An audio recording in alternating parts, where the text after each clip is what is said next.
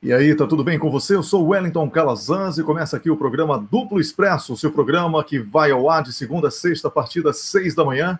Programa com entrevistas, comentários, análise política e, obviamente, a política sempre vibrante, a política sempre debatida com emoção, porque política é vida, política está presente em tudo que você faz, tudo que você pensa, tudo que você quer, tudo que você pensa que quer, tudo que querem para você, tudo que você mesmo quer para você e para o outro, tudo isso é política. Então, por isso que a gente vem aqui todos os dias falar sobre a sua vida, mas de uma forma transformadora. Você, agente do mundo, você é um agente político. A política está em você, mesmo que você não queira que ela esteja em você. Por isso, nós trazemos para você, às vezes, um tema espinhoso, às vezes o tema não é muito do jeito que você queria.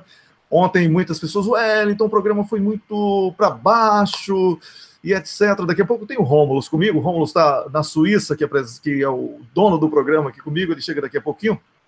Mas falando ainda sobre o programa de ontem, eu quero dizer o seguinte: o objetivo foi um chamamento mesmo, porque nós precisamos observar que todos os dias nós estamos enfrentando golpes sucessivos, e são golpes muito duros contra o Brasil, contra o Estado democrático de direito, são golpes contra a democracia de um modo geral, contra a soberania nacional, contra o Estado social. Por isso, nem sempre você vai ouvir aqui o que você quer ouvir, você precisa ouvir também o que você tem que ouvir, não é? Que é duro para mim também, é duro para você, mas são temas necessários para que você possa trabalhar sempre dentro da realidade e não dentro de um mundo virtual que é criado através de uma bolha, uma falsa bolha de discussão e debate, e na prática você não consegue encontrar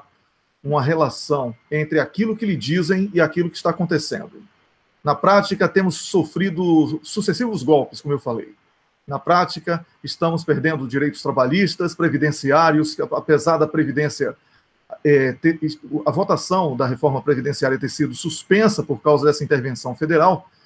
É bom lembrar que muitos especialistas já dizem que poucos brasileiros, a partir dessa nova lei trabalhista, que não é nada trabalhista, é uma lei patronal, poucas pessoas irão conseguir se aposentar. Então, é uma realidade. Então, todos esses fatos, somados à perda de patrimônio nacional, soberania nacional, tudo isso tem sido um avanço que a gente precisa denunciar e precisa assumir a nossa parte na culpa, né? Para poder mudar. Você precisa mudar dentro de você mesmo a sua forma de agir e pensar para transformar para melhor e somar com outras pessoas na tentativa de construirmos, sim, uma sociedade melhor, um Brasil melhor. Isso é possível, com muita luta, com muita dedicação, sobretudo com muita consciência. E é em busca disso que nós estamos aqui no Duplo Expresso diariamente trazendo para você temas do seu interesse. Eu quero agradecer a você, onde quer que esteja, pela companhia. Eu quero começar o programa falando sobre a morte de uma vereadora no Rio de Janeiro. Ela foi assassinada a tiros. A vereadora Marielle Franco, do PSOL, ela foi assassinada, estava em um automóvel com mais duas pessoas na região central do Rio, na noite, né, na madrugada de ontem para hoje, e essa morte já repercute aqui também na Europa. Algumas publicações eletrônicas, obviamente, por causa do fuso horário, as impressas não terão essa notícia, mas também nos Estados Unidos e em outros países, essa morte por violência flagrante, né? Uma violência extrema vivida no Rio de Janeiro, ela chama atenção, sobretudo, porque era uma vereadora, lamentavelmente temos que falar agora no passado, que lutava exatamente por justiça e contra abusos da polícia e de outras autoridades, né? No Brasil tem essa coisa da autoridade, e por isso há um forte indício de que tenha sido um crime premeditado, algo planejado, porque ela não fazia muito bem a determinadas células da própria polícia do Rio de Janeiro. Tá? É importante lembrar que o Rio de Janeiro está sob intervenção federal, uma intervenção que em nada vai mudar o cenário atual. O problema do Rio de Janeiro é social, o problema do Rio de Janeiro foi provocado pela Lava Jato, com a destruição da indústria do petróleo, com a indústria pesada, né, de petróleo e gás, e também com a construção civil em decadência, em consequência disso, graças a essas ações que visavam, na teoria, o combate à corrupção, mas que nós vemos na prática o desmonte do Estado Social, o desmonte da indústria nacional, a entrega do patrimônio brasileiro. E, obviamente, com um forte número de desempregados, a tendência é de que o crescimento da violência seja algo registrado a cada dia. Então, a solidariedade aqui do Duplo Expresso ao PSOL, sobretudo do Rio de Janeiro, pela perda da vereadora Marielle Franco. Lamentamos com muita revolta também esse crime, esse assassinato. Nada justifica esse extremo que chegou a violência contra uma política. Ela, dentro de um Estado democrático de direito, representava um espectro da sociedade que tinha essa expectativa da luta dela por uma polícia mais social, né, e menos criminosa. Então, é uma pena que isso tenha acontecido e nós lamentamos realmente essa perda. Daqui a pouco o Rômulo, que é carioca, vai chegar aqui no programa e vai comentar um pouco sobre este assassinato, vai comentar um pouco sobre este crime contra a vereadora do PSOL, Marielle Franco, que faleceu, né? Foi assassinada, né, de ontem para hoje, após ter saído de um encontro. O motorista também foi assassinado e mais uma pessoa ainda não identificada estava no automóvel. São as primeiras informações que nós recebemos aqui. De qualquer forma, eu quero dizer que ao longo do dia nós vamos publicar algo a respeito desse assunto e vou pedir, inclusive, ao nosso comentarista de assuntos jurídicos, o Rubens Rodrigues Francisco, que é carioca, apesar de morar no Rio, apesar de morar em São Paulo, né? Ele é carioca, também, assim como Rômulus, Rio de Janeiro muito bem representado aqui. Então, eles terão mais detalhes, certamente, pelas fontes mais próximas que tem, para que esse assassinato da Marielle Franco, vereadora do PSOL do Rio de Janeiro, possa ser comentado aqui para você que acompanha o duploexpresso.com e também o programa Duplo Expresso. Ao longo do programa, vamos tentar trazer mais novidades sobre isso. Eu quero desejar a você, onde quer que esteja, bom dia, boas-vindas aqui ao programa. Quero dizer que nós estamos firmes e fortes no propósito de lutar pela inocência de Lula. Recentes entrevistas, declarações, revelações do livro apontam para um ponto convergente de Lula em relação ao Duplo Expresso. Ele fez duras críticas à política de Dilma Rousseff de relacionamento e também de Aloysio Mercadante, que aqui é muito pouco quisto no Duplo Expresso. Não é novidade para ninguém, nem para ele. Não estou aqui para agradar ninguém, nem o Rômulus.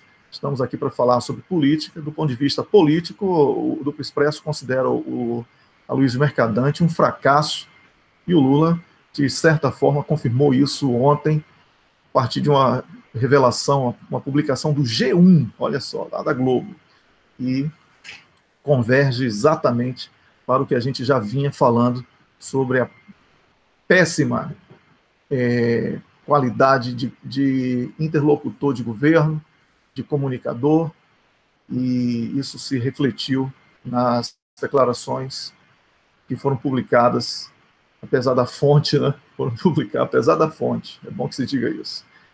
Mas, mudando de assunto, a gente também hoje no programa vai ter o embaixador Samuel Pinheiro Guimarães, que é o nosso comentarista para... Ele já é comentarista para tudo, né? Geopolítica, assuntos institucionais, política nacional, vai falar sobre tudo sobre a situação de Lula.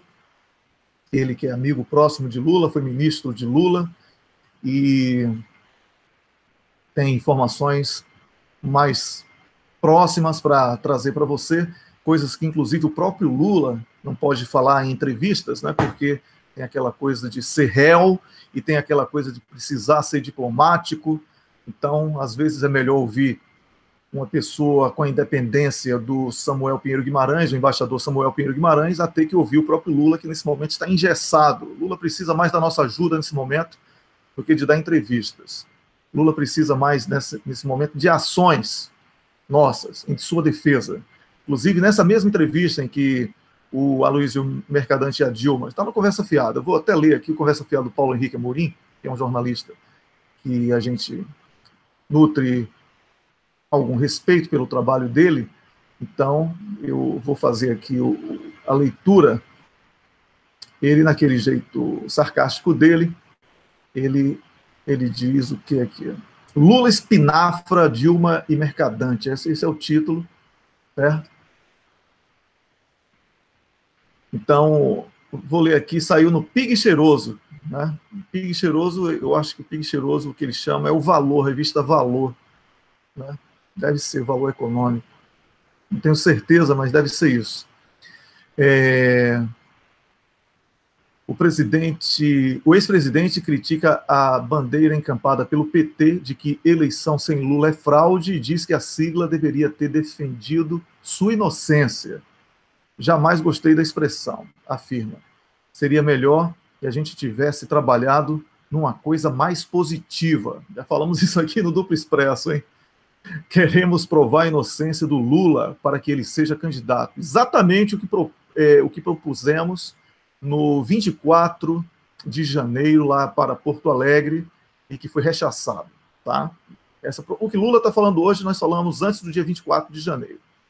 Lula registra sua insatisfação com Dilma na presidência, além de não gostar de negociar, a ex-presidente cercou-se de pessoas que não eram benquistas, como o ex-ministro Aloysio Mercadante diz.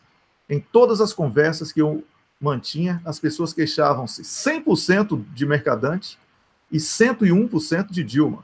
Segundo o que está aqui escrito pelo Paulo Henrique Amorim, Lula teria chegado a ponto de dizer para Dilma, olha, você vai passar para a história como a única presidente que nem os ministros defenderam. Então, não é misógino criticar a Dilma, como muitas pessoas tentam levantar quando a gente faz críticas. Dilma Rousseff cometeu muitos erros políticos, sim, de relacionamento, sobretudo. Certo? Ela, para ter sido dura como foi, precisaria primeiro preparar a sociedade e a estrutura atual para que permitisse aquele tipo de comportamento. Sobre a Aloysio Mercadante, aquilo que eu falei, que eu penso sobre ele, certamente o Rômulo pensa de maneira ou igual ou parecida e considera o Mercadante como um político fraquíssimo.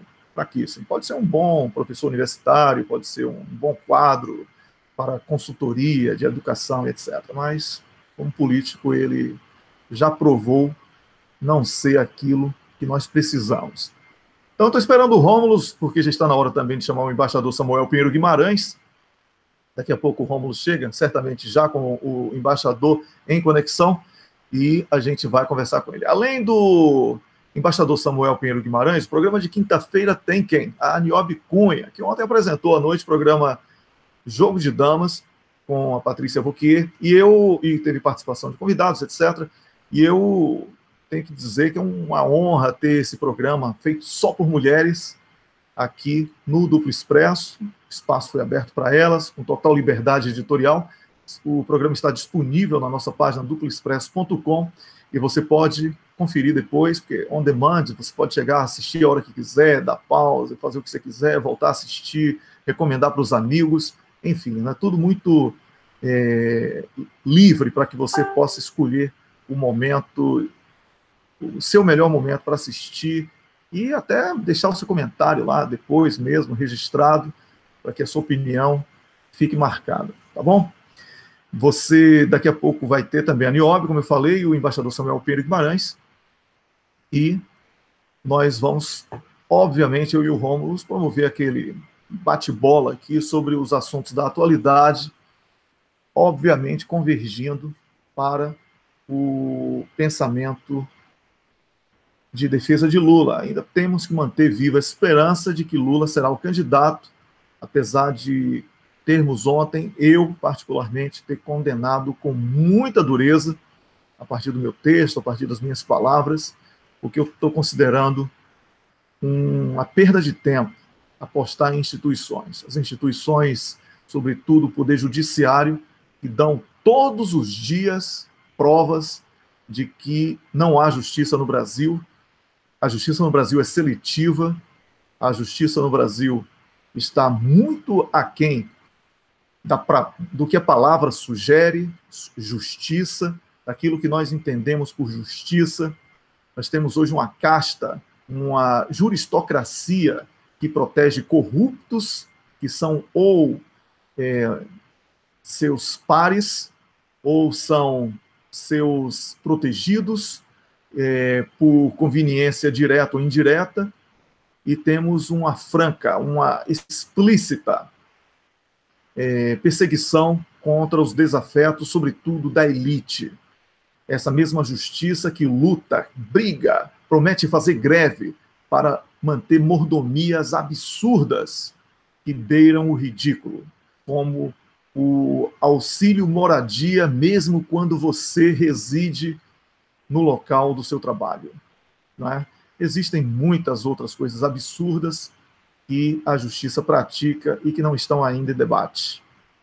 E nós precisamos debater todos os dias a justiça, porque ela agora resolveu, de uma vez por todas, assumir o lugar da política. E em juiz, desembargador, agente público da justiça, a gente não vota. Político, a gente tem o direito de escolher e tirar.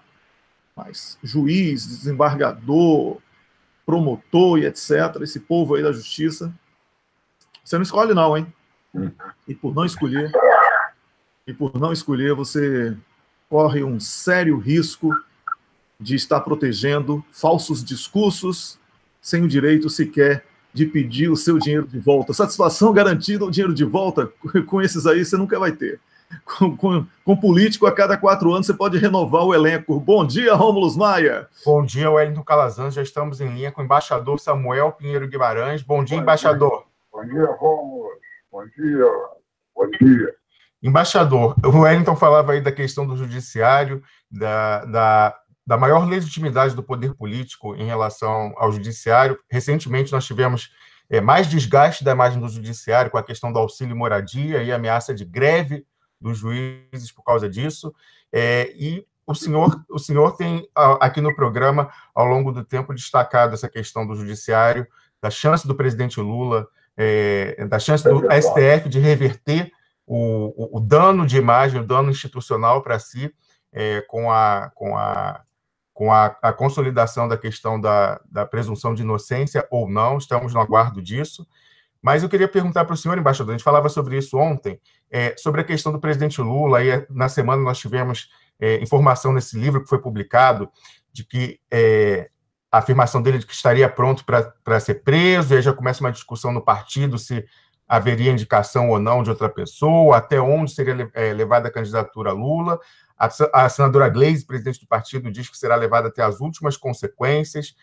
Qual é a posição do senhor? O senhor que tem interlocução com o Partido dos Trabalhadores. A candidatura do Lula é para valer? Ela continua, mesmo na hipótese de exercerem essa violência, embaixador? Eu acho que a candidatura do presidente Lula é a candidatura do povo brasileiro. Não é apenas a candidatura do Partido dos Trabalhadores, tendo em vista que todas as pesquisas revelam o fato que a enorme maioria do povo brasileiro deseja votar no presidente Lula, de modo que é uma candidatura que transcende o Partido dos Trabalhadores. Não é? E eu acho que ela deve ser mantida para que fique clara qualquer abuso de poder por parte do judiciário, que veio a condenar o presidente Lula. Mas eu tenho certeza que ontem, por exemplo, eu não vi a notícia em detalhe, mas foram julgados vários habeas corpus e que foram concedidos, né, contra a prisão em segunda instância. Correto. E que foram julgados pelo ministro Gilmar Mendes. Né? Sim. De modo que eu acho que há uma alta possibilidade de que o presidente Lula não venha a ser condenado a cumprir pena por essa condenação absurda em segunda instância, que foi feita por três juízes, né? Que são notoriamente vinculados, até por laços pessoais, com o juiz Sérgio Moro, né? De modo que sem nenhuma base legal para a condenação. Tá? Correto. Nenhuma prova. Então, eu tenho a sensação, eu tenho a impressão de que no Supremo Tribunal Federal venha a ser rejeitada a tese da condenação, da prisão após condenação em segunda instância. Até porque a Constituição Federal é claríssima a respeito disso. Claríssima. Né? Ninguém pode ser considerado culpado e, portanto, não pode cumprir pena, tá? Porque não pode ser considerado culpado, antes do trânsito de julgado de sentença condenatória, que nada é mais claro do que isso. Né? Correto. Não pode haver uma redação mais clara do que essa. Correto. Mas internamente no partido, embaixador, o senhor acredita que as pessoas estão dispostas a bancar, apesar desse assédio político-midiático judiciário, utilizando-se dessa condenação, o senhor acredita que o Partido dos Trabalhadores está, na sua maioria, fechado? Eu acho que sim. Eu acho que sim. Eu acho que não há dúvida quanto a isso. Sabe? E o presidente Lula, ele mesmo já declarou que pretende manter a sua candidatura. Ele não declarou em nenhum momento então, pelo contrário, declarou taxativamente que manteria a sua candidatura. De modo que eu acredito que no Partido dos Trabalhadores venha a surgir qualquer outra orientação. Correto. Embaixador, ainda nesse tema do judiciário, nós conversávamos ontem e o senhor lembrava essa decisão que houve aí nos dias recentes de uma juíza lá de Mato Grosso que condenou um empregado que processava, fazia uma reclamação trabalhista, a pagar R$750 mil ao seu ex-empregador. O que isso representa, embaixador? Esse novo quadro da Justiça do Trabalho condenando o empregado e não o empregador a pagar uma indenização dessa monta? Pois é. Essa decisão revela um outro aspecto do ataque, digamos, da destruição do Poder Judiciário, que é o seguinte, é a retroatividade da lei. Né? Porque o que ocorreu foi antes da vigência da atual lei trabalhista. E a juíza aplicou a atual lei trabalhista, né? Correto. Que permite a condenação do empregado a pagar os custos do processo, a pagar os custos do advogado da parte adversa. Né? Sim. Então, isso é algo muito grave, que é uma combinação, né? O fim da presunção de inocência e a aplicação, a retroatividade da lei. É uma coisa absurda. É algo que já havia sido superado no Brasil há muito tempo. Né? No mundo ocidental, né, embaixador? Mais uma inovação. Né? É uma inovação do judiciário brasileiro e reflete, mais uma vez, a não perspectiva de punição de juízes pelo excesso ou pelo erro na aplicação da lei. Hoje em dia, há um grave defeito na institucionalidade brasileira, que é a falta de responsabilização de magistrados e procuradores pelo erro ou pelo abuso na aplicação da lei. Então, isso é algo grave que, havendo um novo governo, deve ser revisto. Né? Claro, eu acho que é um tema que trazer um amplo debate social, amplo debate no parlamento, né, para se estabelecer, primeiro, novos métodos de escolha dos juízes dos tribunais superiores. Sim. Os atuais métodos são muito pouco adequados. Né? Correto. De modo que, mas isso é um tema para depois. Eu creio, é um tema que, à medida que vai, eu acho que os próprios juízes estão criando as condições para rever a sua situação profissional, com a sua tentativa de manter o auxílio moradia, como você mencionou, mesmo no caso daqueles juízes que possuem, são proprietários com registro, no registro de propriedade, no registro de imóveis. Há um desembargador em São Paulo que tem 60 imóveis em seu nome. 60 imóveis em seu nome. E recebe auxílio moradia. Quer dizer, é algo extraordinário. E trabalha em São Paulo, né? Quer dizer, é algo extraordinário, né? E isso está causando pelo conhecimento da sociedade de todos esses privilégios que não se limitam ao auxílio moradia, a vários outros benefícios, né? E que fazem com que os juízes possam ganhar 100 mil reais por mês ou mais, né? Correto. De modo que isso vai levar a uma revisão, creio eu, né? Sim, certamente. Uma revisão dessas classificações, né? Certamente. Embaixador, nesse caso que a gente está comentando da Justiça do Trabalho condenando um empregado a pagar 750 mil reais a um ex-empregado que processava, isso lembra também a questão do conflito social entre empregador e empregado. Mas a gente, extrapolando, pensando na perspectiva não só brasileira, como mundial, outro tema que o senhor queria abordar é um estudo que revelou que nos últimos 10 anos os impostos sobre as empresas no mundo inteiro vêm caindo. E, ao mesmo tempo, isso é acompanhado do aumento dos lucros, sendo que a taxa de desemprego resiste e a massa salarial está achatada. O que o senhor tem a comentar sobre isso, embaixador? Esse estudo que saiu ontem no Valor Econômico. Eu queria comentar que eu creio que o estudo foi feito por um jornal conservador, né, que é o Financial Times. Né? Correto. Eu acho que isso é importante, porque isso é um jornal extremamente vinculado ao capital e às empresas. Sim. De modo que não é uma organização, uma ONG,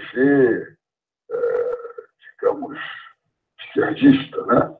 É um jornal que é considerado um jornal, talvez, dos melhores jornais do mundo, né? E que fez esse estudo, né?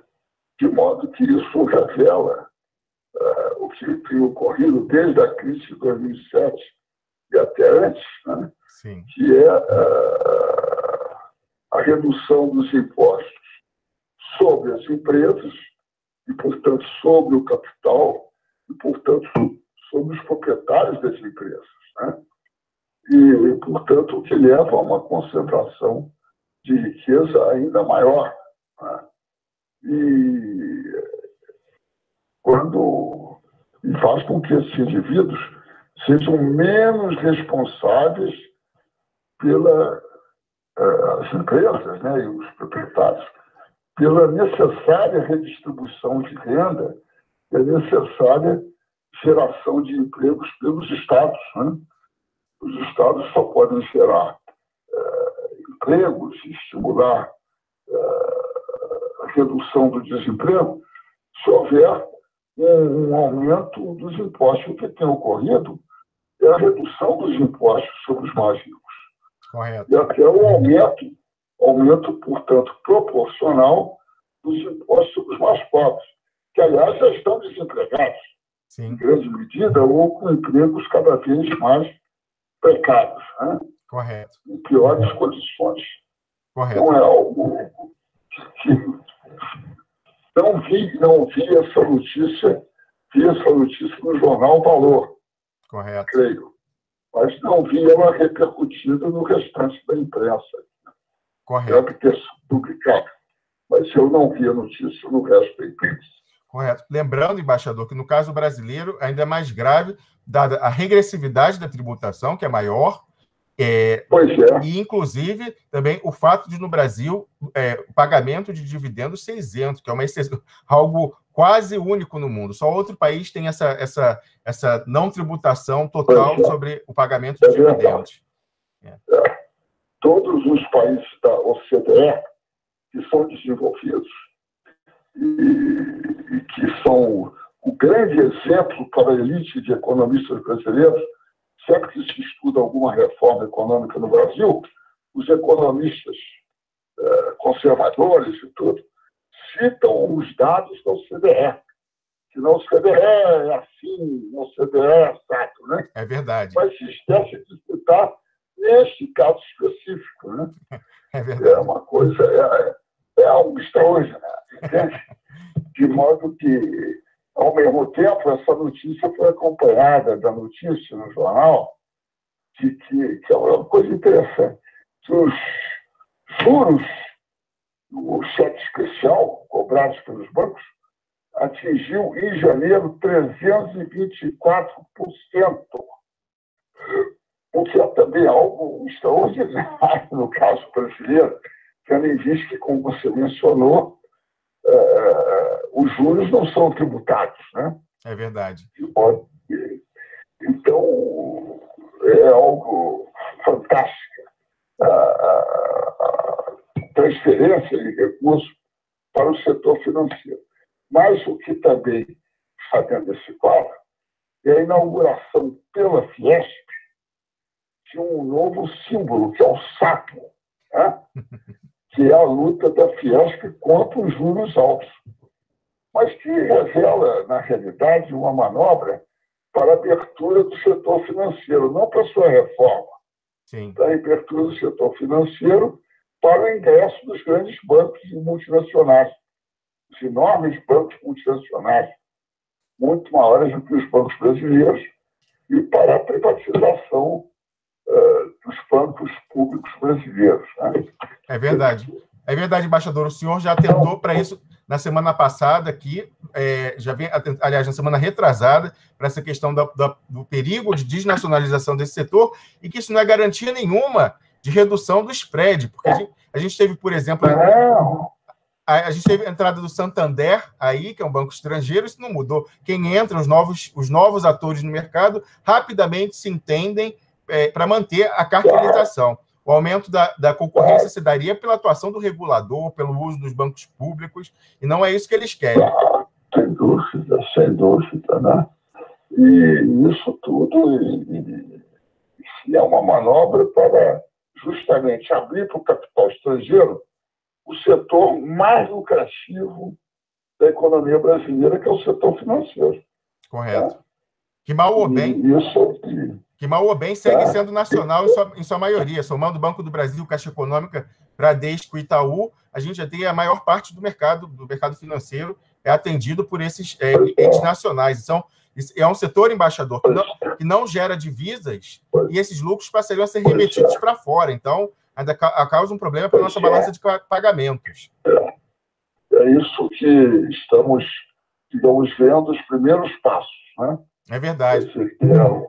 O protesto da mídia, mas eu acho que a FEBRABAN deve estar muito atenta a isso, né? É verdade, mas deve estar muito atenta. Né? Não ser como a Fiesp, que se transformou numa federação dos importadores do Estado de São Paulo. É verdade. Então, que é a redução das tarifas para acabar com a última empresa industrial brasileira, né? É verdade. Né? É verdade. Então, mas eu acredito que nesse setor, talvez o entendimento seja diferente. Talvez não.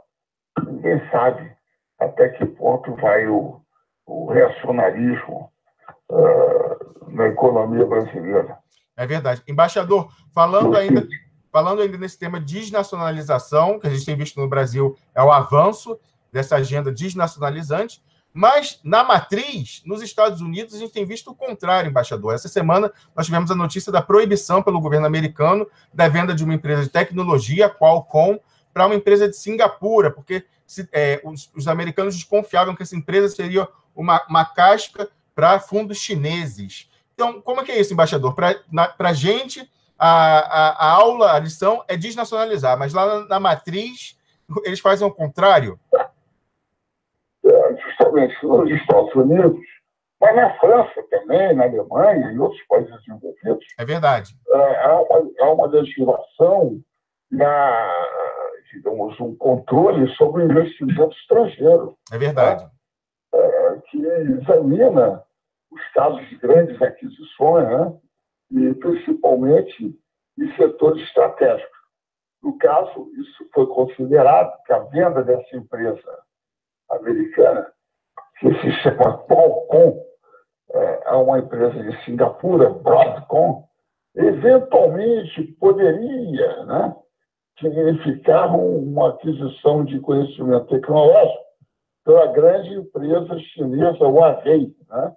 Certo. E o governo americano, a comissão do governo americano, recomendou que se vetasse a operação.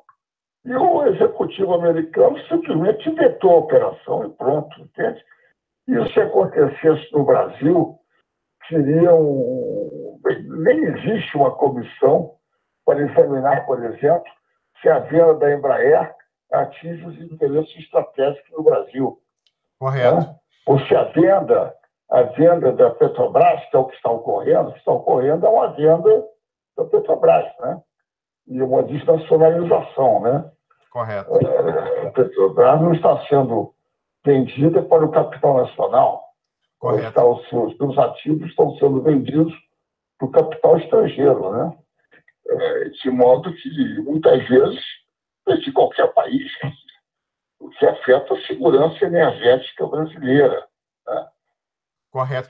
Mas isso, digamos, não passa nem de longe pela cabeça nem da imprensa brasileira, nem dos comentaristas, articulistas, nem dos economistas brasileiros, né? Correto. Embaixador, assim os Estados Unidos, eles têm um comitê encarregado apenas disso, de examinar a conveniência ou não da aquisição de ativos por estrangeiros. Chama Comitê sobre Investimento Estrangeiro dos Estados Unidos. A sigla em inglês é CFIUS, que reúne 16 departamentos do governo. Eles reveem isso e dão a recomendação se isso deve seguir adiante ou não. E, nesse caso, vetaram essa aquisição, como já vetaram diversas no passado. Vetaram a aquisição... Sim, várias outras operações. Sim, de portos por empresas do Golfo, vetaram outras empresas de tecnologia, aquisição por empresas asiáticas da mesma forma, de forma que lá eles mantêm a preservação do interesse nacional, porque entendem que há setores em que não convém desnacionalizar. Então, essa história de livre iniciativa e liberdade total do fluxo de capitais para aquisição de ativos é uma lição que chega para a gente, mas que não é praticada pelos professores, não é, embaixador? Não, de forma alguma, né? E nunca praticaram na vida inteira, né, na sua história econômica, né? Nunca praticaram a liberdade do movimento, verdadeira liberdade de movimento de capitais ou de movimento de bens e serviços, né? Correto. E sempre manipular esses sistemas em seu favor, né? E pronto, né? Agora, ao mesmo tempo, sempre advogaram para os países que são ex-colônias, né? A mesma liberdade que tinham de ação na época que eram potências coloniais, né? Correto. Então, exige, não só advogam, como forçam, né? Você veja agora o tratado que os chamados TPP-11, né? Sim. E que o Chile assinou, né? É uma vergonha, né? É uma vergonha que permite, como aliás outros tratados, né? A chamada cláusula do investidor-Estado, né? Sim.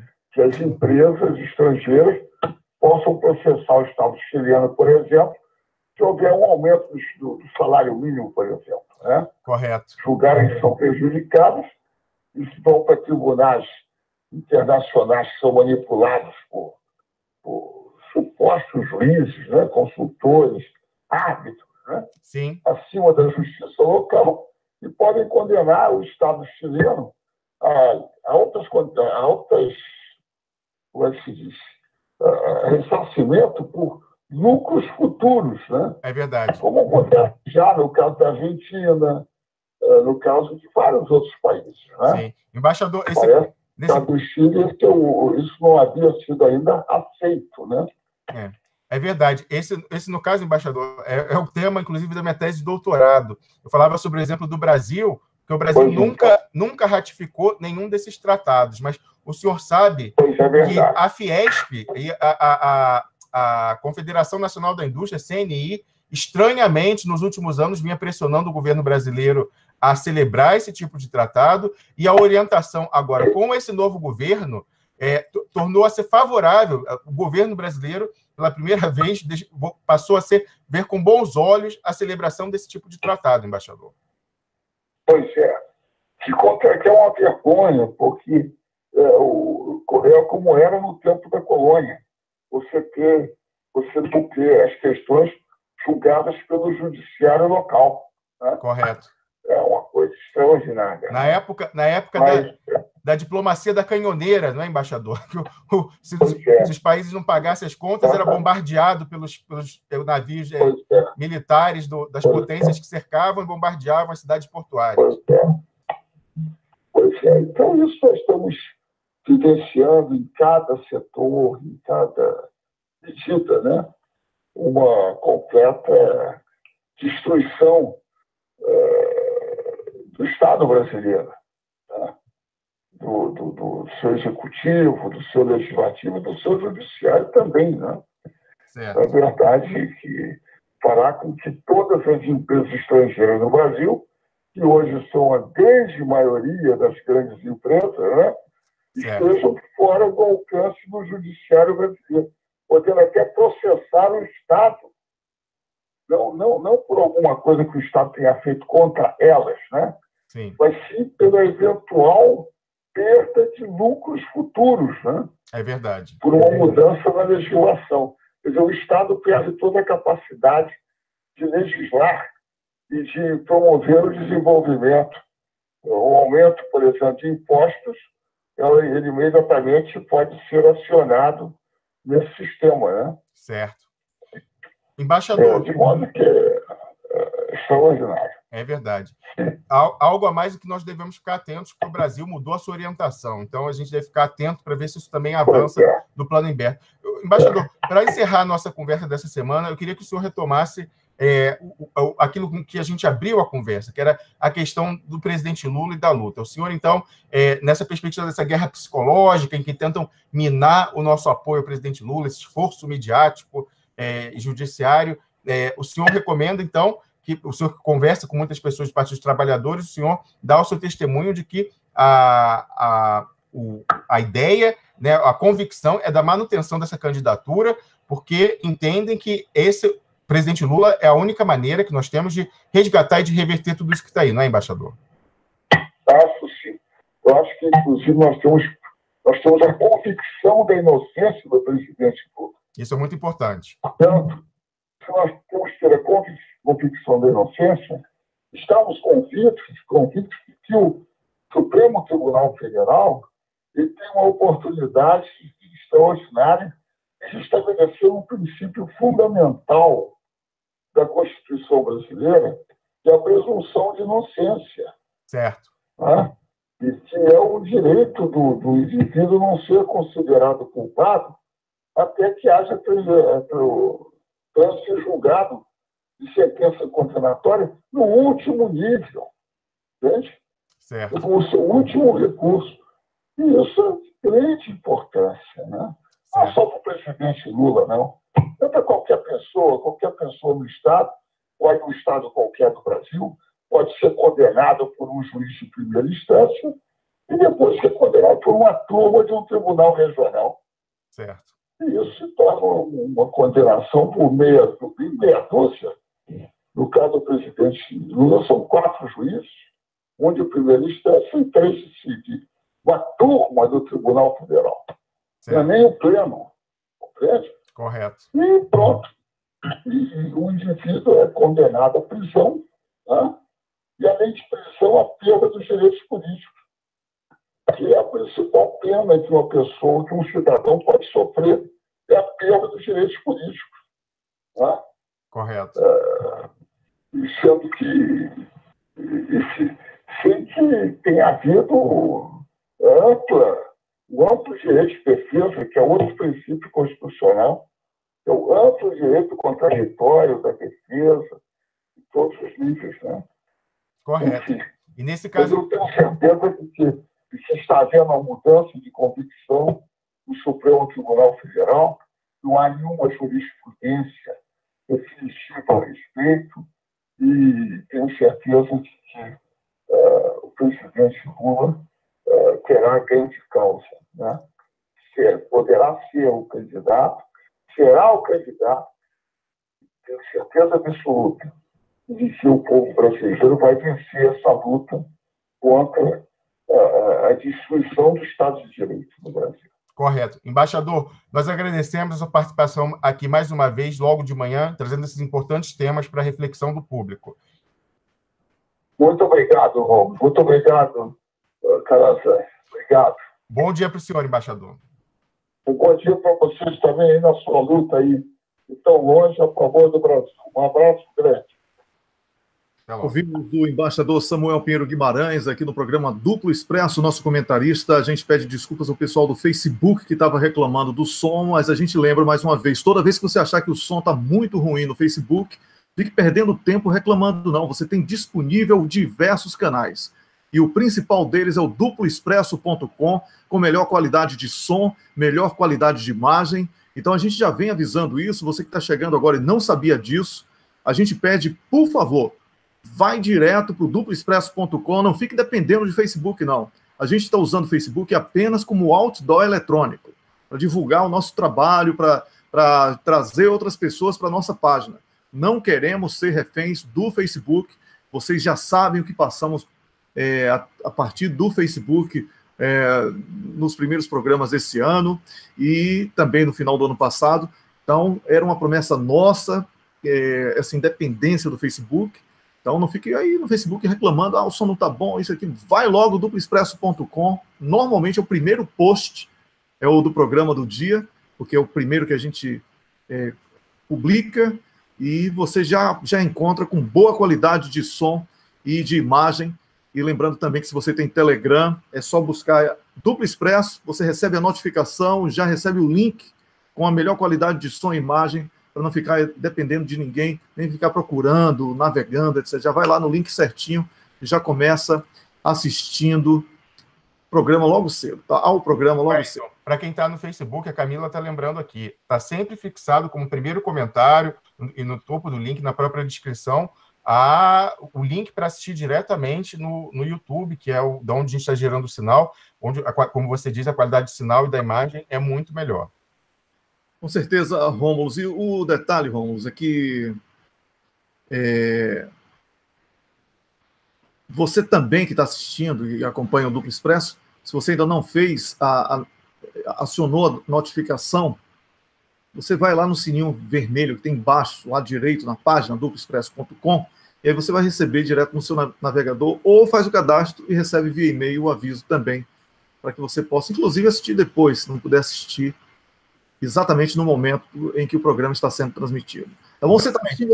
Então, isso, eu queria dizer que essa notificação, tanto por e-mail como o sininho vermelho, se você baixar lá, vai do duploexpresso.com, no canto direito inferior, ela está tendo muito sucesso. Com isso, a gente está reduzindo drasticamente a dependência do Facebook para acesso a novos conteúdos. Então, toda vez que tiver uma nova live, um novo artigo, você será notificado e poderá ir diretamente para o site, recebendo essa notificação e vendo na melhor qualidade de som e imagem. Então, vá lá no duploexpresso.com e acione a notificação por e-mail, assine lá com o seu e-mail, e essa notificação pelo navegador, pelo browser, que é só clicando no sininho vermelho. É isso aí, Rômulo. A gente está esperando agora o Niobe Cunha chegar. Daqui a pouco o Niobe Cunha, nosso comentarista de política da de toda quinta-feira, né, das quintas-feiras, ela chega para comentar o tema do dia, que inclusive ela vai publicar daqui a pouco um bom texto sobre o que ela sobre o assunto que ela vai comentar. E ela está chegando já aqui, a Niobe danada, essa mulher. Bom dia, Niobe Cunha, tudo bem? Bom dia. Olha o microfone. Sobre o assunto que ela vai comentar. E ela está chegando já aqui, a Niobe danada. Tem que cortar o retorno. Bom dia, Niobe Cunha, tudo bem? Bom dia. Bom dia, Saravá, pessoal, tudo bem? Agora estou aqui me organizando para falar com vocês. Tudo bom, Wellington? Tudo bom, Rômulo? Tudo ótimo, Niobe. Já vi aí que tem... Eu acho que é Iemanjá que está atrás de você aí, né? Tá bem... ela está aqui me protegendo. Ela está sempre aqui me protegendo. É isso aí, a rainha do mar. E você também de azul, um azul aí. Tendo a praia de Salvador. E eu estou com um azul do mar da Grécia aqui. Mas olha, é o seguinte, o Niobe, você vai comentar, eu não vou nem dizer o título do seu comentário, porque eu acho que ele é muito mais amplo do que um título. Mas a fulanização, Niobe, na política, ela faz com que o cidadão passe a ser visto apenas como eleitor. E a política seja vista apenas como um nome de uma pessoa que tem que ser querido ou não. Enquanto o Brasil precisa debater projeto de nação, projeto de desenvolvimento, projeto que transforma o país um país digno das nossas aspirações. Eu acho que eu fiz a introdução do seu texto. Jogue tudo. É isso. Na verdade, o título do texto é o conceito de fulanização e coitadismo da política brasileira, né? Historicamente, a gente tem essa dependência de salvadores da pátria, dos heróis que nos salvem, e a coisa é quase que visceral, né? Mas eu lembro de uma tia que, inclusive, foi fervorosa entusiasta da fundação do PT, adorava o Lula e tal, e ela tinha verdadeira adoração por Getúlio Vargas, que para mim sempre foi um mistério a história do Getúlio Vargas na história brasileira, porque no fundo ele era um ditador, né?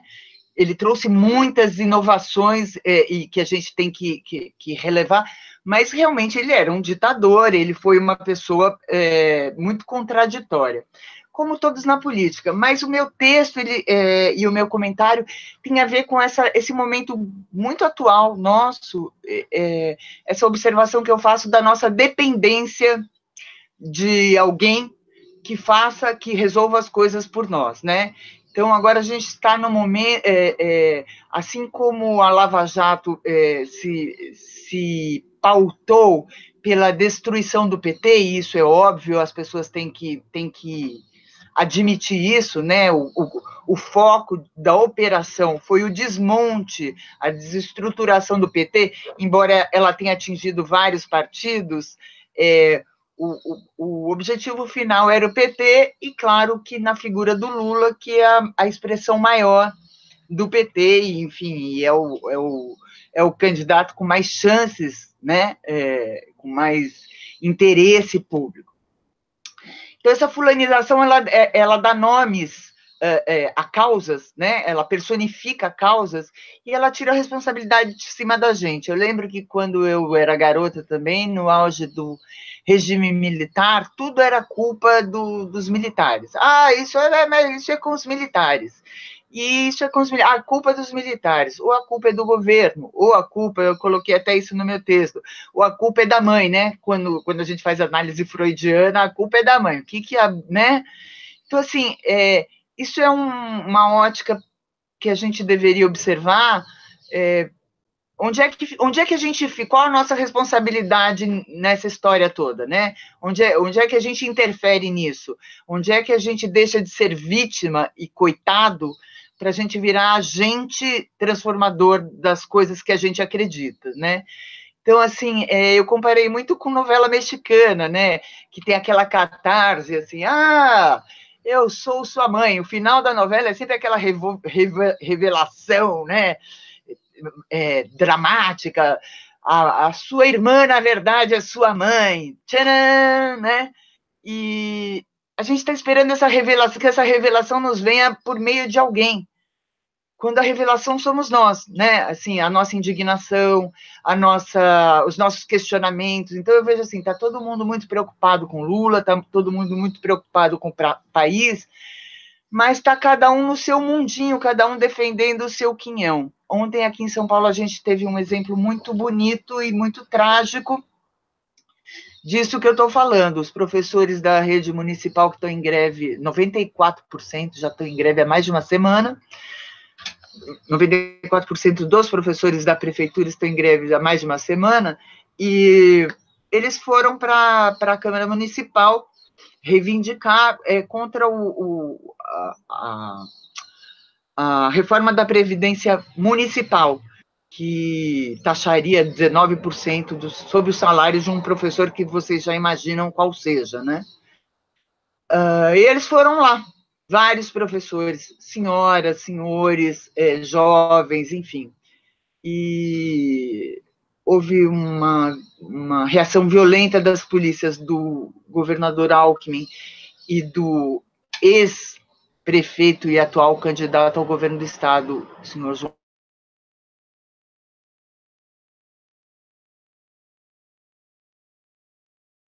Tivemos aí um problema de travamento com a Niobe Cunha. Enquanto a Niobe restabelecer a conexão dela, nós vamos repetir aqui para você, lembrar que você está assistindo ao programa Duplo Expresso.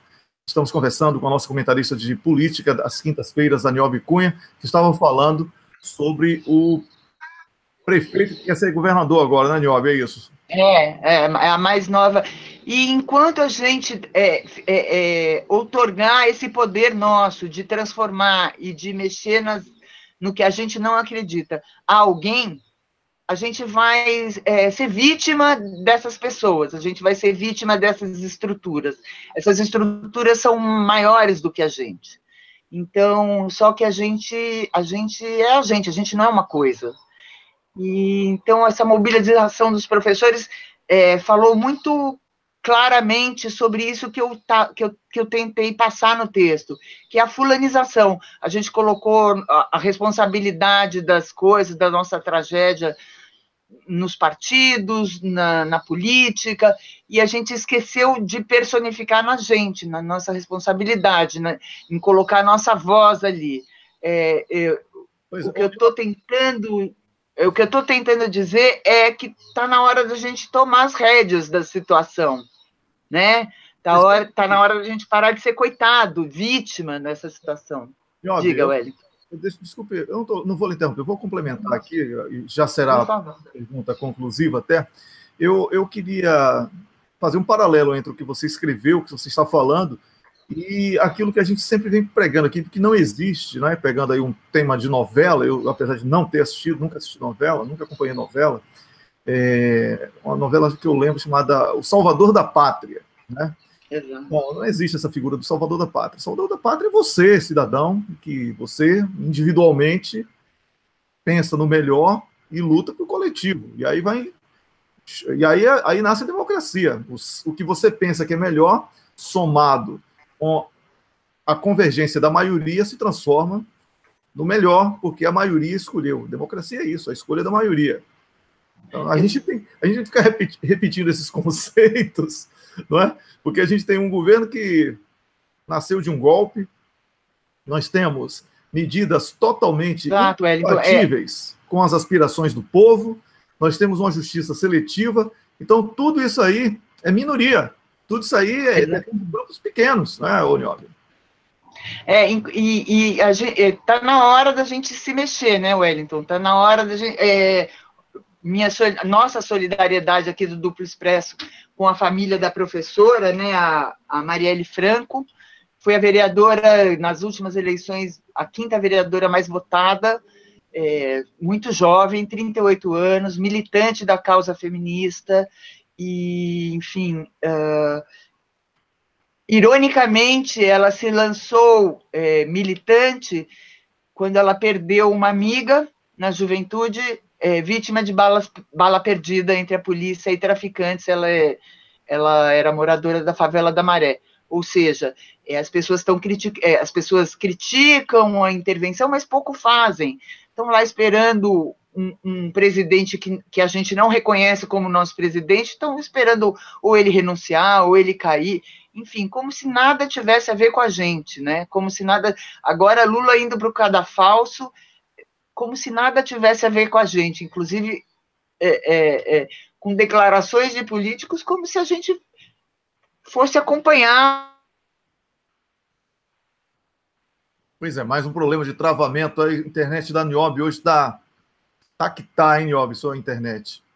Daqui a pouco ela volta. Para concluir a conversa, Niobe Cunha estava falando aí sobre... Ô, Niobe, sua internet está um terror, tá? Então vamos concluir. Aí você estava falando sobre o cadafalso. Desculpem, ela tá travando mesmo. A conclusão é isso. Niobe, a internet está um terror, o que é uma pena, porque perder cada palavra sua aqui Vocês são muito gentis. Eu peço desculpas. A conclusão é essa. Eu acho que está na hora da gente descruzar os braços, levantar da cadeira, desligar a televisão, sair desse delírio, dessa reclamação de Facebook e partir para a articulação, nos juntarmos, falar com o porteiro do prédio, com o cobrador do ônibus, com as pessoas na rua, com a faxineira, com um amigo do lado, começar a articular reação, porque eu, pelo menos, não nasci para ser vítima. Eu não nasci para ser... Eu nasci para ser autora da minha história. Saravá todo mundo, desculpe a internet. Um beijo, Rômulo, um beijo, Wellington. Ô, Niobe, prazer renovado tê-la aqui com a gente. E agora o pessoal que acompanha o Duplo Expresso tem a honra de tê-la também toda quarta-feira à noite no Jogo de Damas. Muito bom. Vem com a gente, acompanha a gente às quartas-feiras, às 8 horas. Mandem sugestões no nosso e-mail, jogodedamas@duploexpresso.com. Mandem sugestões, mandem perguntas. O próximo programa vai ser sobre guerra híbrida e lawfare. Beijo. O segundo programa que foi ao ar ontem está lá em duploexpresso.com, o link para vocês assistirem. Muito bom ficar acompanhando aqui, mesmo tarde da noite, mas a gente acompanhou e muito bom, mais uma vez, com uma ótima resposta de quem assistiu. É isso aí. Obrigado, grande beijo de bom para você. Um abraço. Tivemos aqui a nossa comentarista de política nacional das quintas-feiras, a Niobe Cunha, que encerra sua participação no programa Duplo Expresso de hoje. Você está assistindo ao programa Duplo Expresso, seu programa de política. Política, coisa boa. Política é boa. Política é uma coisa maravilhosa que existe em você. Você é um ser político. Você é um agente político. Quando você abre o olho, acordou, você já é. Você dormindo é político, imagine. Porque se você estiver dormindo, a política está em você. Quando você acorda, mais ainda, porque você é um agente, tem que buscar essa interatividade. Não tenha vergonha de falar sobre política. Não tenha vergonha de manifestar o seu pensamento. Lute por isso. Liberdade é tudo de bom, e é por isso que nós devemos lutar todos os dias. Rômulo Maia, por falar em liberdade, por falar em justiça, por falar em uma série de coisas. Você que é carioca, eu quero sua opinião sobre um assunto que foi a abertura aqui desse programa. A Niobe também falou sobre esse assunto, que foi o assassinato da vereadora Marielle Franco, do PSOL do Rio de Janeiro, na região central do Rio, na noite de ontem para hoje, né, já madrugada aqui para a gente, e que já é comentado na imprensa aqui, esse assassinato já é comentado na imprensa aqui da Europa e também de outros países, de outros continentes. Eu queria que você falasse um pouco sobre isso, Rômulo Maia. Wellington, não há dúvida de que foi uma execução. Eu estava lendo aqui as informações, foram 5 tiros na cabeça. Então, assim, não há dúvida de que um carro emparelhou e, né, deu tiros. Eu já testemunhei uma vez algo parecido. Eu estava num túnel lá no Rio de Janeiro, no carro, e aí eu vi 2 carros à frente, um emparelhar, e eu só vi o cano da arma saindo, assim, caramba, eu desacelerei para esperar aquilo sair, mas, assim, é uma execução.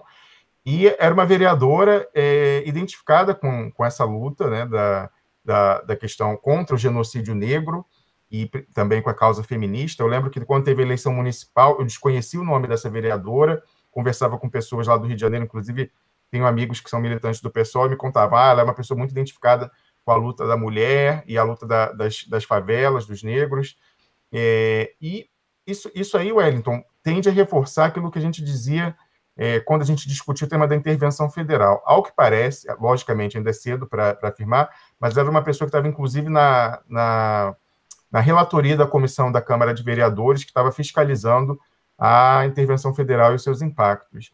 Mas isso parece ser, a última denúncia que ela fazia era de abusos na ação da Polícia Militar na favela de Acari, lá no Rio de Janeiro. Não se pode afirmar que é relacionado a essa última denúncia dela, mas, de qualquer forma, o que a gente dizia é que o problema maior é nas forças de segurança. Não, no que muda, o problema maior do Rio de Janeiro é o comprometimento das forças de segurança, de forma que a gente defendia que a intervenção federal, por exemplo, se votassem um destaque, tentassem mudar, para dizer que a intervenção federal se desse nas forças de segurança, uma depuração, uma reestruturação dessas forças de segurança, que isso seria mais adequado, porque é inequívoco que há um comprometimento dessas forças, seja pela sua proximidade com a criminalidade, seja pelos abusos que comete quando vai fazer ações de repressão nas favelas. Então, sou o alarme, eu acho que é algo gravíssimo. A gente está vendo aí, como você falou, a repercussão internacional, porque era uma liderança. Lembra outros assassinatos, né, Wellington? Lembra o assassinato de Chico Mendes, do Quilombola nessa semana, que denunciou lá o vazamento lá da Hydro, da mineradora norueguesa. Então, a gente está vendo o Brasil voltar, pouco a pouco, aquele Brasil dos anos 80, quando as lideranças sindicais, trabalhistas, sem terra, eram assassinadas. A gente está vendo também o número de assassinatos no campo. É uma regressão muito rápida e muito forte do Brasil, que há pouco tempo atrás era tido como um caso de sucesso no mundo, um país que estava superando as suas mazelas, as suas dificuldades, e agora a gente parece voltar rapidamente para um passado que a gente pensava que estava distante, mas não, foi muito rápido e muito fácil voltar naquele Brasil dos anos 80, Wellington. Pois é, o Rômulo, ainda sobre esse assunto, a vereadora Marielle Franco, do PSOL do Rio de Janeiro, ela fazia um trabalho de investigação e denúncia contra a existência de milícias ligadas à Polícia Militar do Rio de Janeiro. E, mais uma vez aqui, em nome de toda a equipe do Duplo Expresso, eu quero prestar solidariedade ao PSOL e todos os seus militantes e simpatizantes nesse momento de dor, nesse momento de luto, nesse momento de perda, e que nós repudiamos essa violência de forma veemente, nós repudiamos com muita angústia, inclusive, porque sabemos que a origem deste problema de violência, existência de milícias, assassinatos a sangue frio, isso decorre, sobretudo, dos problemas sociais vividos no Rio de Janeiro, estado destruído pela Operação Lava Jato, que a indústria de petróleo e gás que sustentava a economia do Rio de Janeiro foi destruída a pretexto de combate à corrupção, e agora o Estado volta a estaca zero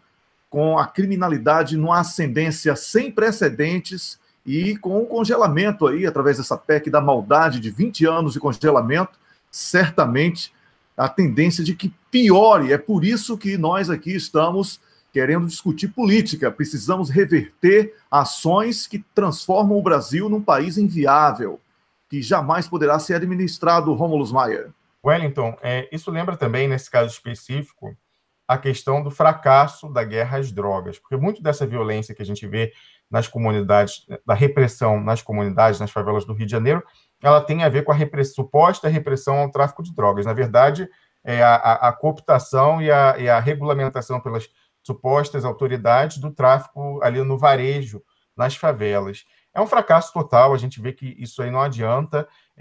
Na verdade, a repressão ela tem servido justamente para disciplinar e manter a divisão do mercado de drogas no Rio de Janeiro, porque a gente vê a cooptação dessas autoridades, então elas se tornam parte do problema e não da solução. Então, é hora do Brasil discutir a fundo essa questão das drogas. A gente está vendo já experiências nos próprios Estados Unidos, que foi quem lançou a guerra às drogas nos anos 80, vários estados legalizando a produção e o consumo de maconha e de outras drogas, e a gente vê a experiência bem-sucedida no Uruguai também. É algo a se pensar, Wellington. É muito difícil num contexto eleitoral, porque isso é uma bandeira facilmente estigmatizada pela direita, em eleição majoritária, principalmente. Usam isso porque há uma rejeição dos segmentos conservadores hipócritas da sociedade, mas isso reflete, mais uma vez, o fracasso da guerra às drogas, Wellington. E ontem, relacionado a isso, a gente teve uma entrevista aí do ex-chefe do tráfico na favela da Rocinha, o NEM, traficante NEM, ao jornal El País, uma entrevista importante, que ele falava dessa hipocrisia da sociedade, que demoniza o varejista da droga, né, o jovem negro da favela, mas que nada faz com relação aos atacadistas da droga. Então, ele falava do Helicoca, ele se perguntava o que aconteceu com o pessoal do Helicoca, que estava com 0,5 tonelada de cocaína, ele perguntava o que aconteceu com o filho da desembargadora, também, que foi pego lá com 130 quilos de maconha e armas e munição de uso exclusivo das Forças Armadas.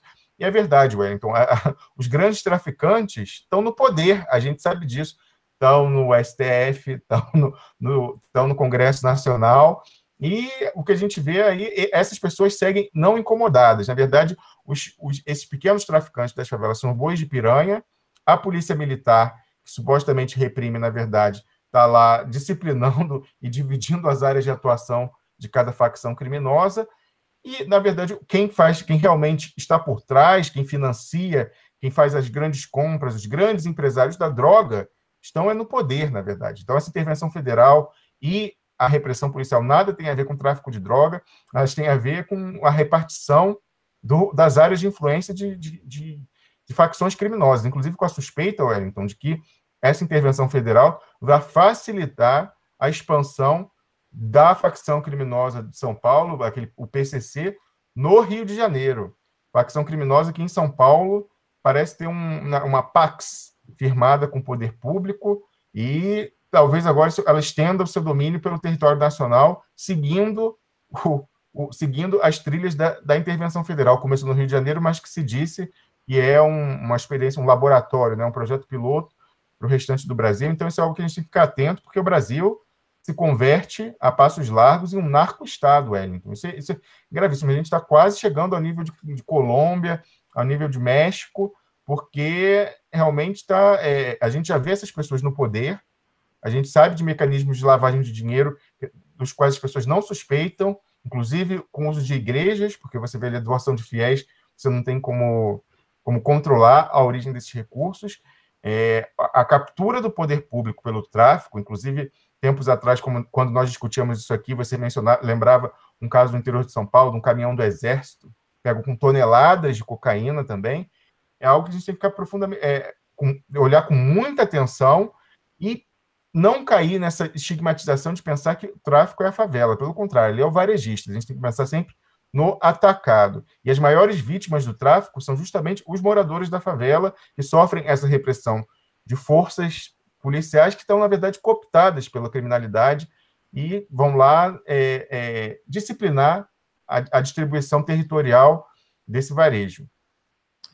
É isso aí, Romulo, obrigado. E eu quero comentar agora com você o seu texto muito, muito bom, que você publicou ontem no duploexpresso.com. Não nos deixe sem liderança, presidente Lula. Romulo, nós sabemos que Lula está numa situação dividido, né? Dividido entre ter que ser diplomático, político, habilidoso e, ao mesmo tempo, com aquela vontade de dar um grito chamando cada um desses juízes que estão promovendo uma condenação totalmente forjada do que eles deveriam ser chamados, né? Então, Rômulo, eu queria que você falasse um pouco sobre esse texto, porque é uma leitura que eu recomendo para você que está assistindo ao Duplo Expresso aqui com a gente.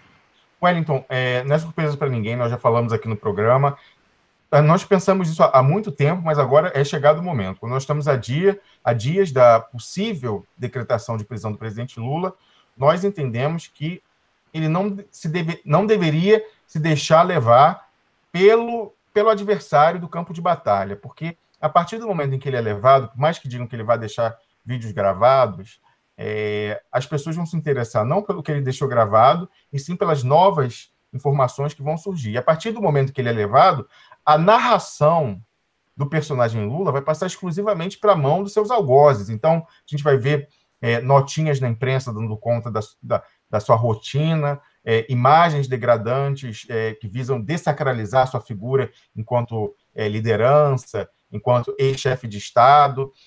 Isso vai passar a ser exclusivamente, eles vão fazer uma campanha mesmo coordenada com a mídia para degradar ainda mais. Se hoje eles já usam um argumento de dizer como você pode votar em um condenado, imagina com as imagens que eles vão veicular, não é algo abstrato. Nós tivemos aí no passado vazamento de imagens do ex-ministro José Dirceu, eles fazem violações gravíssimas, todo mundo sabe, até você sabe, Wellington, que no direito humanitário de guerra das convenções de Genebra é proibido você usar fotos de prisioneiros de guerra para fins de propaganda, mas no Brasil isso, nem o direito humanitário do início do século XX é respeitado internamente, porque o que a gente mais vê aí é o uso desse tipo de imagem, contrariando a legislação brasileira também, que prevê que essas imagens não podem ser utilizadas, não podem ser vazadas, mas a gente tem visto isso à torto e à direito sem nenhuma repressão.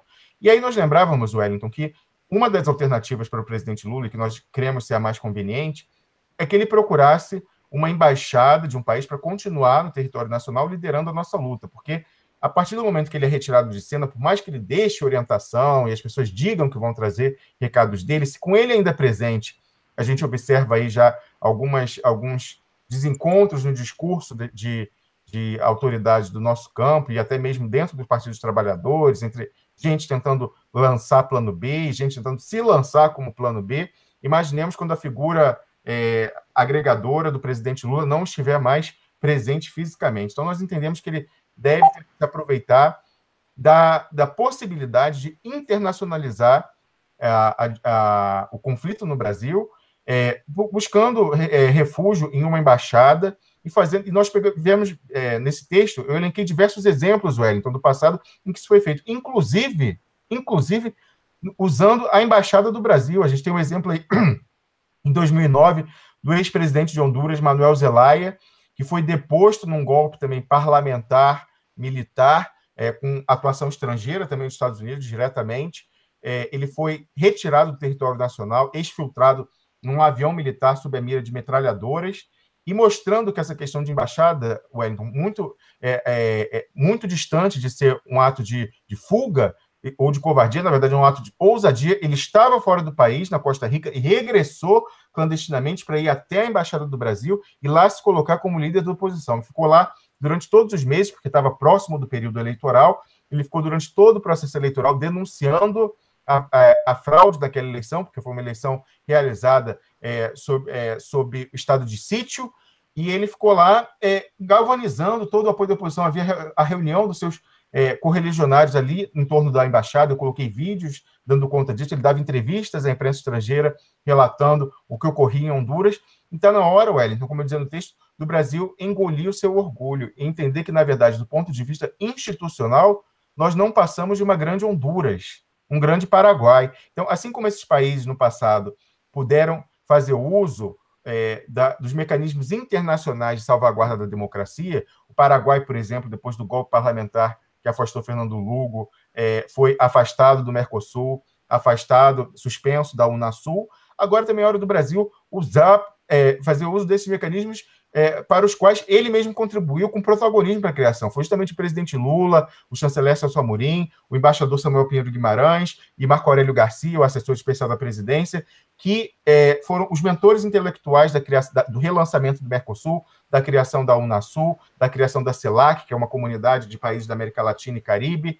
Então, todas as Américas, excluindo o Canadá e Estados Unidos. Está na hora de nós fazermos uso desses mecanismos internacionais para tentar resguardar o pouco que nos resta de democracia. Então, nós entendemos que o presidente Lula falou que está pronto para ser preso. Nós achamos que isso é inconveniente, porque isso retirará a nossa liderança. Nós ficaremos no campo de batalha, prontos a sermos abatidos e enterrados numa vala coletiva, porque não teremos mais a figura agregadora do presidente Lula, que até aqui conseguia reunir a esquerda numa unidade, Wellington. Então, é muito importante que a gente pense nas possibilidades. É evidente que a gente não deve desistir dos mecanismos jurídicos e legais. O embaixador aí manifestava mais cedo a sua expectativa de que o STF restitua a vigência no Brasil da presunção da inocência e dos direitos políticos plenos das pessoas, mas nós desconfiamos, né, Wellington?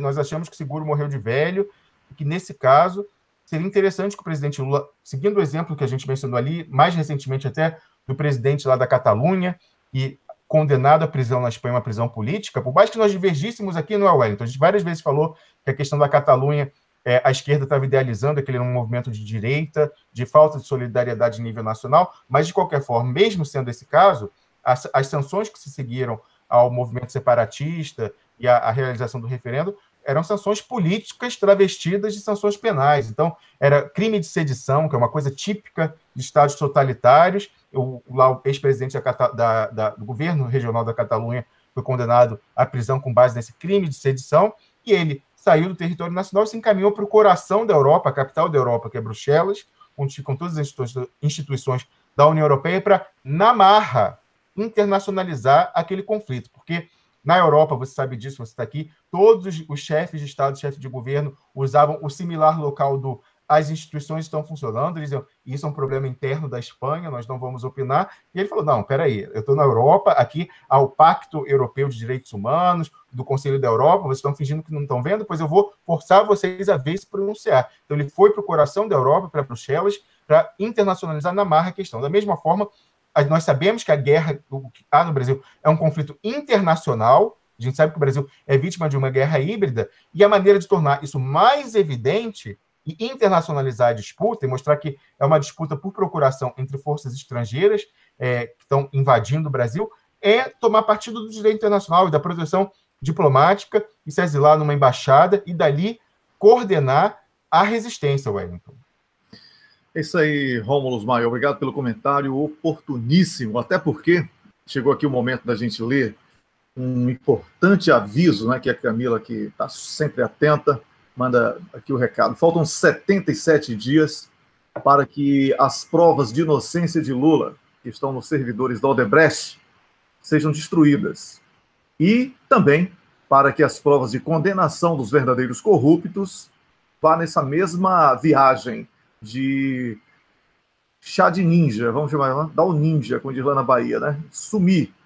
Então, é importante que você que é parlamentar, você que é cidadão, que tem alguma ideia de como barrar isso, comece a agir, ao invés de ficar aí fazendo guerrinha de Facebook, Twitter, né? Faltam 77 dias para que as provas de inocência de Lula sejam destruídas. Vamos ajudar Lula e também vamos procurar os verdadeiros bandidos que estão nessa lista e que estão doidos, contando os minutos, os segundos para que essas provas sejam destruídas. Lembrando que não é só da inocência do presidente Lula, não. É também a prova da inocência do vice-presidente, todo mundo que é atacado pelo imperialismo. Então, é a prova da inocência do vice-presidente do Equador, que foi preso com base nessas planilhas falsas do Odebrecht. É a prova da inocência do ex-presidente do Peru, Ollanta Humala, da sua esposa, que também foi preso com base nessa farsa. Então, a prova da inocência de todas as lideranças populares e nacionalistas da região que representavam uma ameaça aos planos do Império dos Estados Unidos na região. Então, como você disse, faltam 77 dias para a destruição completa, definitiva, das provas da inocência dessas pessoas e para as provas de corrupção dos verdadeiros corruptos no judiciário, no Ministério Público, no Parlamento, na mídia, donos do império midiático, nos bancos, na imprensa, jornalistas. E lembrando também a nossa outra contagem, Wellington, positiva, que já se passaram 17 dias desde que o Duplo Expresso publicou prova documental dos crimes da Lava Jato, crime de fraude processual, e até agora nem a destruição dos arquivos do Odebrecht e nem a prova documental do Sérgio Moro foram levadas por um parlamentar à Procuradoria-Geral da República, requerendo, como só o parlamentar tem a prerrogativa de requerer e obrigar a Procuradoria a responder. Nenhum parlamentar até agora foi lá requerer atitudes, providências com relação nem a prova documental de crime de Sérgio Moro e nem a destruição das provas da inocência do presidente Lula. É isso aí, Rômulo. São contagens que são necessárias, né? Afinal de contas, não estamos aqui para brincadeira. Estamos lutando contra um golpe e acreditar que instituições que fazem parte de um golpe funcionam é excesso de diplomacia, na minha opinião, tá? Mas Lula não pode se expor e se desgastar tanto. Precisamos ajudar Lula e nós é que temos que tomar essa iniciativa. Rômulo, eu falava também no início do programa, enquanto você ainda não havia chegado, estava tentando contato com o embaixador Samuel Pinheiro Guimarães, sobre mais um trecho aí do livro de Lula, né? Daqui a pouco não vai precisar nem comprar o livro, né? Toda hora tem um trecho divulgado. Foi publicado lá no Conversa Afiada do Paulo Henrique Amorim, né? E Paulo Henrique Amorim, com aquele sarcasmo atual dele, ironia, né? Uma coisa criativa, ele fala sobre um comentário que Lula teria feito, né, segundo a publicação do Valor, que pertence à Globo, Lula, Espinafra, Dilma e Mercadante. Eu estava recordando aqui, Rômulus, que o Duplo Expresso, o pessoal fica dizendo que a gente fica querendo adivinhar o futuro, como, né, aqueles críticos de plantão, mas não é questão de querer adivinhar o futuro, é quando você observa determinados procedimentos e até onde eles querem chegar. Denunciamos aqui com antecedência a tentativa do plano B dentro do PT, e aconteceu toda essa celeuma. Apresentamos um documento muito importante que poderia condenar Sérgio Moro, mas lamentavelmente o documento ficou esquecido e eu e Rômulo passamos a ser alvo de investigação e tal, para saber se a gente era agente do secreto de Marte no planeta Terra. Mas olha que o Rômulo está de camisa verde hoje, pode ser uma denúncia gravíssima contra você, Rômulo. E, sobretudo, porque a gente está aqui percebendo que existe muita gente denunciada pelo Lula como pessoas que querem herdar o espólio dele, e pelo Rubens no texto Pacto Corvino, e mesmo Lula vivo, eles estão querendo herdar de Lula o que Lula tem. Por isso que o Lula não tem um patrimônio material, ele tem um patrimônio que é o povo, o apoio popular, popularidade que foi construído com carisma, trabalho, entusiasmo, capacidade de comunicar com pessoas de diferentes níveis intelectuais ou sociais. Então, isso faz com que Lula tenha tudo isso e seja tudo isso que ele é, para aqueles que amam a democracia, o Estado Social, soberania nacional, etc. Os valores que nós defendemos aqui no Duplo Expresso. Então, vimos sempre aqui na figura do Mercadante, não na pessoa dele, que fique claro, na figura política do Mercadante. Não tenho nada contra a pessoa, nem sei quem ele é, nem quero saber e tal. Eu estou falando dele como político. Mais uma prova de que eu estou falando dele como político. Tá? Que o Mercadante não tem habilidade política e que fechou canais de diálogo que são indispensáveis. Prejudicou a própria Dilma, que também ajudou, sendo a durona. Ela fazia questão de ter esse papel. Todos os ministros reclamavam até publicamente. Então está aí, né? Eu recomendo também a leitura desse artigo de Paulo Henrique, desse comentário do Paulo Henrique Amorim, que é Lula, Espinafra, Dilma e Mercadante. Na verdade, ele fez um recorte do que foi publicado pelo Valor, que não tem valor algum, lá da Globo, e ele faz aqueles comentários sarcásticos que são interessantes para que você entenda melhor por dentro como é que as coisas estão funcionando.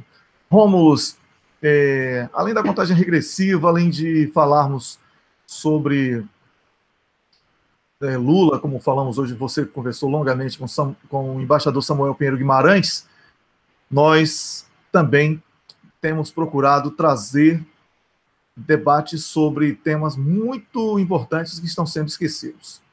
E esses temas voltarão, certamente, nos próximos dias. Então, eu quero aqui resgatar que nós já fizemos um trabalho muito interessante de denúncia contra fraude na urna eleitoral. Esse assunto que foi levantado pelo duplo... Não quero dizer que a gente inventou a pólvora, não é isso, mas a gente trouxe esse assunto no momento oportuno e a gente conversou aqui com especialistas e vai voltar à carga com esse assunto a partir, certamente, da próxima semana. É um assunto que as pessoas estão ignorando, mas os movimentos de fraude nas urnas eletrônicas são movimentos muito grandes. Precisamos abordar esse assunto aqui. Outro assunto, Rômulo, que a gente vinha abordando no Duplo Expresso, mas graças ao turbilhão de fake news e fofocas aí que estavam ocupando a gente com defesa e etc., nós fomos forçados a negligenciar por algum instante, mas é muito importante. é essa coisa do dinheiro na política, tá? Muitos ricos estão tentando migrar para a política como forma de manutenção de privilégios, porque a própria elite brasileira que apoiou esse golpe que está em curso no Brasil sabe que será engolida pelas elites internacionais que estão mandando no Brasil hoje, Rômulo. Esse também vai ser assunto para as próximas publicações e debates aqui do Duplo Expresso. Wellington, você tem toda a razão, inclusive é algo que a gente já vem investigando há algum tempo, sobre essa questão das fraudes na eleição, mesmo na modalidade de voto eletrônico, e a gente estava aguardando o momento oportuno para voltar a essa pauta, mas nós voltaremos com certeza, inclusive com exemplos concretos do passado, que o problema sempre teve, criou-se, Wellington, um tabu na esquerda de falar em fraude eleitoral, porque o governo do PT passou por aí por 4 mandatos, eleito para 4 mandatos, e nada foi alterado. Então falam, se a gente colocar em xeque a lisura da eleição eleitoral, isso vai querer dizer que as nossas eleições foram legítimas. Não, o PT nunca mandou no TSE, o PT nunca mandou no STF, de forma que ele ocupando a chefia do executivo nada tem a ver com a lisura ou não do processo eleitoral. Então, a gente vê aí pessoas... criou-se esse tabu e o PT não quer, meio que tem algum melindre em assumir que esteve no poder e não fez nada com relação à verificação e à melhora da segurança do processo eleitoral. Mas mais importante do que esse melindre com relação a uma inércia no passado é a gente garantir que as próximas eleições serão lisas, serão justas e não serão fraudadas. Então, a gente voltará a esse tema sem nenhum constrangimento, falando perfeitamente disso. Há indícios de que há ainda mecanismos, principalmente com relação à eleição de deputados, eleição proporcional, então, para o cargo legislativo proporcional. A gente voltará a isso, trazendo detalhes mais para frente, e é algo que nós devemos ficar de olho, porque eles estão tentando fraudar a eleição, tirando candidatos, mas, em último caso, a fraude vai ser numérica lá na apuração e, principalmente, na totalização. As pessoas entendem, pode, sim, a própria urna é insegura, mas onde há a maior possibilidade de fraude é na totalização, quando os dados da urna saem e são transmitidos para os tribunais regionais eleitorais. Nós voltaremos a isso, voltaremos a essa questão que você disse aí dos consórcios, que estão sendo formados por pessoas ricas para eleger bancadas, já que agora há proibição de financiamento privado de campanha, eles estão formando fundos, então como se fosse um laranjal aí para financiar candidaturas identificadas com ele. Inclusive, teve a notícia na semana passada de que eles estariam recrutando subcelebridades para servirem como candidatos, pagando bolsas de R$12 mil para que eles se mantenham até a campanha. Então, tudo isso é algo que deve ser visto, porque isso é um mecanismo de fraude à lei, que falava de não financiamento de campanha empresarial, mas eles estão formando esses fundos, estão operando na margem da lei, ali vendo as brechas para tentar eleger novamente o Cunha. O Eduardo Cunha tinha bancado dos 100, eles estão tentando repetir essa manobra aí com grandes empresários, Lehmann, Armínio Fraga, Luciano Huck e outros formando esses fundos de financiamento para tentar manter uma bancada majoritariamente conservadora. Então, a gente tem que estar muito atento, e tudo indica até aqui, Wellington, que a tendência será eleger um Congresso ainda pior do que nós já temos hoje. Você falava ainda, Wellington, dessa questão dos ataques que nós sofremos, de fake news. Eu achei muito irônico, ontem, um jornalista que tentou assassinar a minha reputação sem grande sucesso, publicar um artigo falando de assassinato de reputação e fake news, né? Produziu um assassinato de reputação dos mais grotescos e mais mal feitos há menos de 10 dias, há 10 dias exatamente, na verdade, há 10 dias, uma fake news publicou um dossiê fajuto fabricado por uma autoridade, deu ainda uma envenenada, colocando coisas claramente falsas, uns jabutis lá dentro, que foram muito fáceis de reputar, e aí essa pessoa vem publicar artigo falando de fake news e de assassinato de reputação. Por aí você vê realmente como nós estamos mal servidos no que tange comunicação, Wellington. É isso aí, Rômulus Maia. Eu quero lembrar também, Rômulus, que eu estava aqui com um aviso aí, de repente, quando você falou, saiu saiu do ponto da leitura. Você sabe o que isso acontece? Aqui fica correndo ficha, né, nos nossos... Eu tenho aqui uma lista de nomes que foi sugerido pela Camila. O Ricardo Silva, o grande Ricardo Silva, do Mortadelas e Tubaínas. Grande amigo. dá o maior apoio, grande parceiro nosso, defensor aqui das causas que converge com as nossas causas aqui no Duplo Expresso. Olha, Wellington, desculpa interromper, eu devo dizer que é um grupo que eu admiro, porque é um grupo que não cede a carteirada, Wellington. Teve muita pressão aí quando a gente estava sob ataque, mas o pessoal lá não se intimida com carteirada e quer argumentos. Então, o pessoal ali, ponta firme. Pois é, não é só a questão da carteirada, Rômulo, é a questão de ver o político como um igual, não é? E aí eu tenho que resgatar o livro da Cláudia Wallin, publicado aqui a partir da Suécia, um país sem excelências e mordomias. E é isso. Deputado, senador, presidente, seja lá quem for, vereador, prefeito, juiz também, apesar de não ser eleito, né? Desembargadores, não são autoridades de nada. Não são autoridades de nada. Certo? Não precisa se chamar de excelência. Eles são representantes do povo. Representantes do povo não precisam humilhar o povo. Pelo contrário. Pelo contrário, deve zelar, porque é para isso que ele chegou ao poder, para zelar pelo bem comum, pela sociedade, pelo povo, pelas pessoas individualmente. Então tem esse negócio de carteirada, eu sou autoridade, né? Como tem esses personagens que falam isso. Então não... esse abraço especial para o Ricardo, o pessoal do Mortadelas e Tubaínas, é também oportuníssimo para resgatar esse tema. Inclusive é projeto de lei aí do senador Roberto Requião para acabar com esse negócio de excelência no Brasil, né?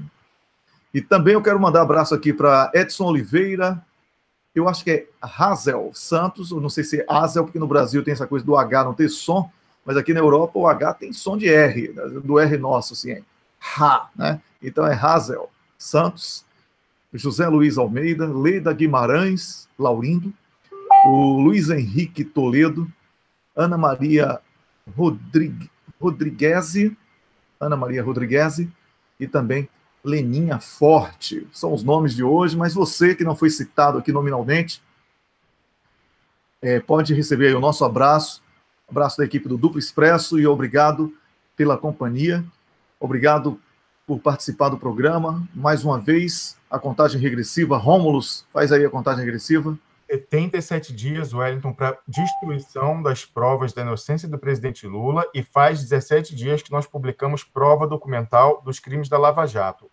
Os dois casos dependem de providências da Procuradoria-Geral da República, e só quem pode compulsoriamente impor à Procuradoria-Geral da República que se manifeste sobre isso são parlamentares, Wellington. Pois é, Rômulus, eu quero agradecer a você também por fazer desse programa um programa rico em debate, em argumentos. Eu quero agradecer a toda a produção aí liderada pela Camila. Eu quero agradecer a cada voluntário, cada telespectador que está sempre sugerindo coisas interessantes aqui para o programa. Muito obrigado. A gente vai voltar sempre com assuntos do seu interesse. E...